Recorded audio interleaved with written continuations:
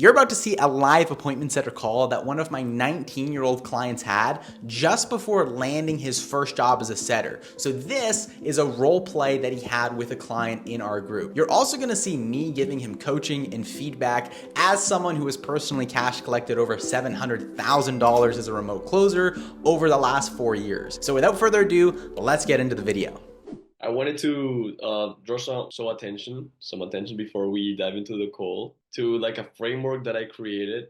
Instead of using a script, is a different concept where it just has the structure of what it has to be covered during the call and like a questions. Harvey came up with these terms like a question vocabulary, so to say. So that's what I tested on that mock call. And I think that's like a pretty good idea because of course it was my best mock call so far. So I would appreciate it if you could give me your opinion on it. So just to be clear, you're like, okay, the three things we kind of have to, like, you have on your script. Okay, we've got to cover, like, what's the problem?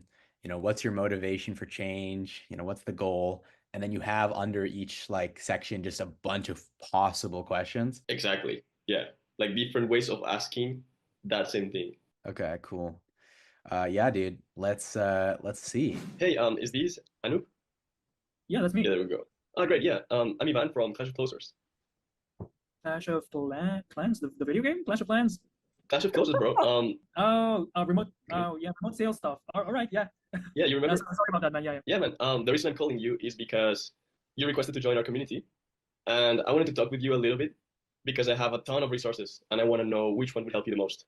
So you have a few minutes, 5 maximum 10 minutes, or did I catch you in a weird time? Ivan, like, tighten that up a bit because you were just taking spaces in between speaking there. You're like, I wanted to reach out a bit to see, about your goals. Just try to keep it like, More fluent. yeah, more fluid, especially like at the start of the call, dude. Mhm.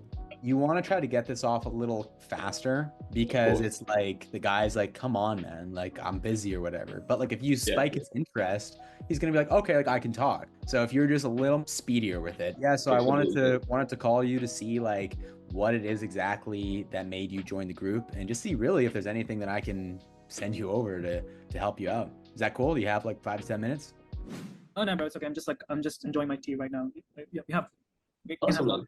Awesome. To be honest, I'm more of a fan of coffee, but tea is also pretty look. cool. All right. You can tell that kind of like tea thing was of course, yeah, saying stuff like that is like better in the rapport section, but I think like since you've already kind of framed up the call that you want to ask a couple questions, it's like let's not waste time here. So like you could drop that and still say it, but then just go right into your question like, hey, yeah, I'm more of a tea person. But yeah, anyways, man, like I guess first things first, like what kind of prompted you to submit a form? Yeah, because I guess once you frame it, they're expecting something right away. Exactly. Especially when he knows like you just want to get information and like you want to ask him questions. It's like, okay, like let's get into it then, like ask me the question. So I guess the first thing that I would really like to know is why exactly do you want to join Clash of Closers? That was a good like verbal flexibility when you went up on why. You were like, why exactly?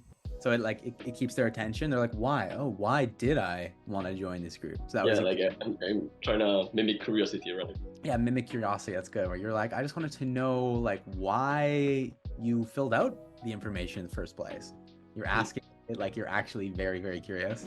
Oh yeah, I remember like going through the ad and it just made me think about like, hey, what if this could be the job for me? Because I'm kind of looking for something flexible and something that has good income. So I thought like, hey, this might be the opportunity. All right, sweet. Yeah. And how long have you been trying to look for a job with flexibility and good income? For like 2 months, I guess. I've tried like somewhere around my community, something like an agent, like a sales agent or something. I have control over my time. Yeah, but if I can do it online, then I'm definitely gonna do it online. And then if I can't find a position online, then I guess I'm just gonna look for some flexible sales jobs in my community. Okay. So there's like something particularly about sales that stood out to you. Sales, yep. I'm quite passionate about sales. Just recently. Just recently. So you haven't had real experience in sales or nothing? Yeah, bro. I just graduated from college and I studied something completely different. It's medical science. Oh, okay. And no like specific commented about what you said so far. I think you're like doing a good job at like focusing the conversation.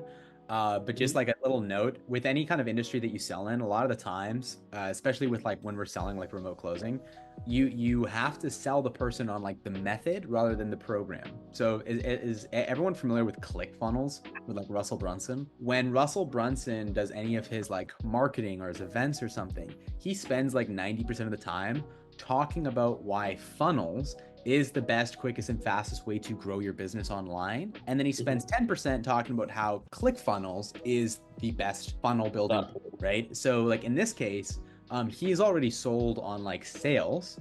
You just have to convince him that remote sales in this industry is the best, fastest, easiest, quickest way to, get your what you want, right? So like even in this conversation, you might want to say or like discredit doing like a physical sales job, because whatever, like the leads are cold, it's just harder to do. Like, why do that when you've got like this better opportunity over here?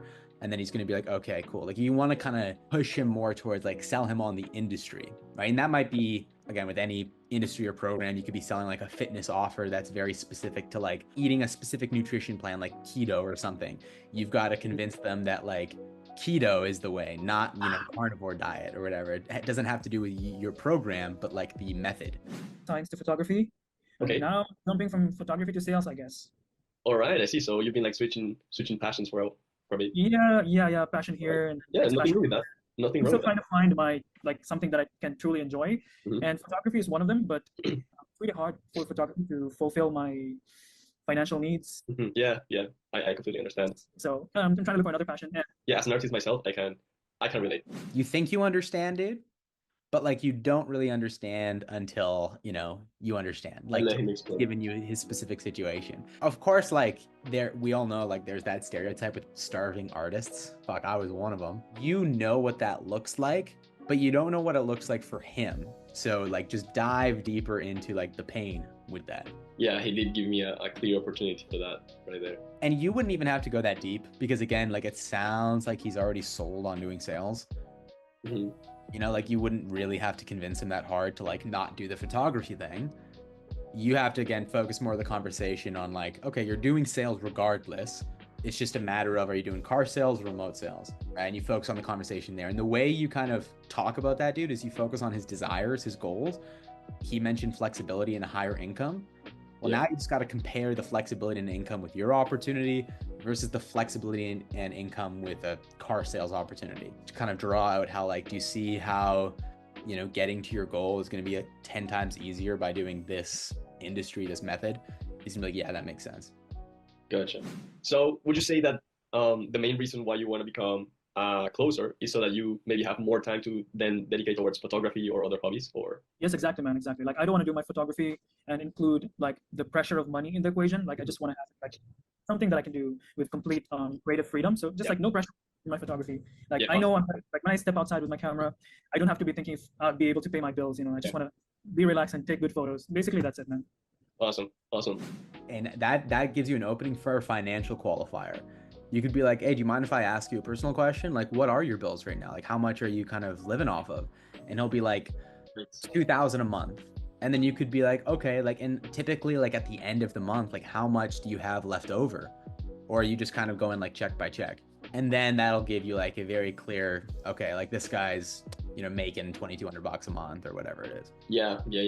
That's my thing. I was going like check by check. Yeah. What? So on your script right now, what like subsection are you on? Find about their holy grail or their North Star, whatever is their utmost desire. Okay, so he opened the call on flexibility and earning opportunities. Yeah, earning opportunities. So you just get very clear, like as a setter, you don't have to go too deep, but like just get clarity around that. Like how much, why is that the number? When you say flexible, do you mean like work, in Thailand whenever you want, or do you just want to be home with the kids? And then, why is that important to you? And he's gonna be like, well, it's good. Any other reason to have that flexibility and that income potential? Yeah, bro. Like me and my girlfriend were actually talking about possibly moving in together, and like having like extra income and flexibility would help me like get a car, my own car, and like move in a good apartment with my girlfriend. Yeah. I see. Yeah. So basically, it's so that you can be able to perform your photography and other hobbies with more creative freedom, with more ease, without having to think about money, and also to potentially live a more comfortable life with your girlfriend, get a car, maybe. Yeah, is that right? Correct, man. Yeah, so that can be kind of annoying, dude, as a setter, constantly just repeating back to them what they're hearing. It's good in practice just to show to yourself that you're listening. A better way you can do this is number one, completely rephrase it in your own words and try to focus on the emotion of it. So you can like repeat back to him and be like, dude, it sounds like you've just been, burnt out by making no money, and really you just want to have enough money to be able to like kick it and relax with a girlfriend in your own apartment. All right, yeah. So adding something instead of just And then the other thing as well, this gives me an idea. Like I got this from Fumby when he's on his new offer. Something that they do in their offer is when the client presents a like a goal, they really try to there's a word. Is Fumby on this call right now? Oh, he is. Edify. That's the word. Yeah. Edify. They try to edify their goals. So like in this case, man, when he talks about his girlfriend in this, like let's see how he finished off here, because you could have like edified it more. Like get a car, my own car, and like move in a good apartment with my girlfriend. Yeah. And then you could just be like, dude, get your own car and live with your girlfriend, in your own whip. Like, dude, that's freaking awesome, man. Like that's a great goal. Great. Like how long have you been, wanting that for? Or how would you feel if you were able to do that and like not have to worry about finances in addition? Like, dude, I'd feel fucking amazing. How would you kind of edify that? Yeah, literally just like how you did.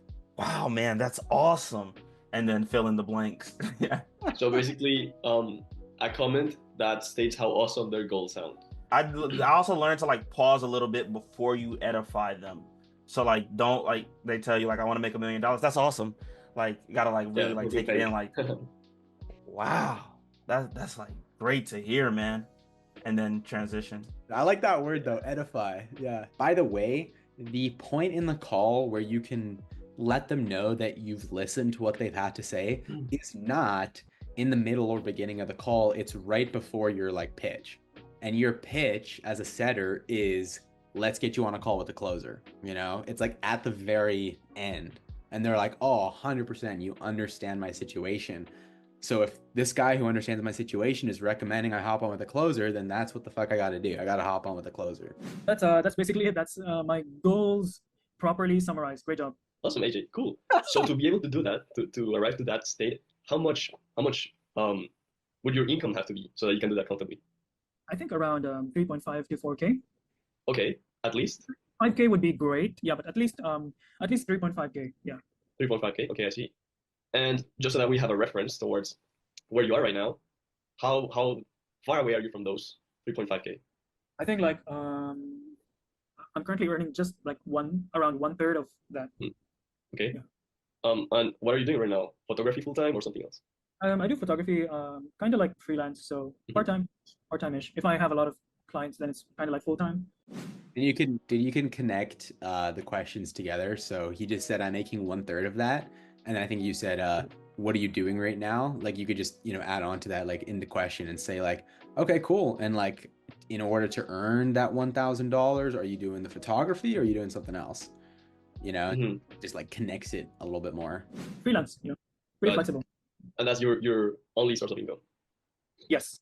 So you would like to, I guess you do like it, but you feel like a little bit restrained creatively, or you just still like it as much? Yeah, I do feel a bit restrained creatively, but if I do get a good sales job, I'm just gonna like forget the business side of photography and just like focus on it as an art, All right. Yeah. So you want to fully replace that source of income and then just enjoy it fully. Yeah, man. Yeah.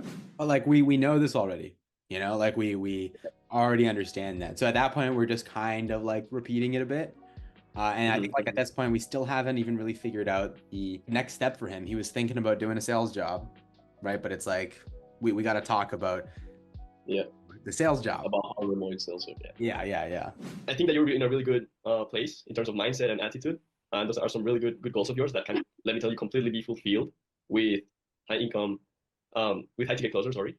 And yeah, you'd be earning 5 to even 10K per month. So you'll definitely be hitting those goals. In terms of, because I don't want to mislead anyone. So let me ask you hypothetically, if you saw that there was a program or a community or whatever you want to call it, that would allow you to reach those goals, to become a closer, and then achieve that lifestyle that you're looking for, how much would you be able to invest for that as for today?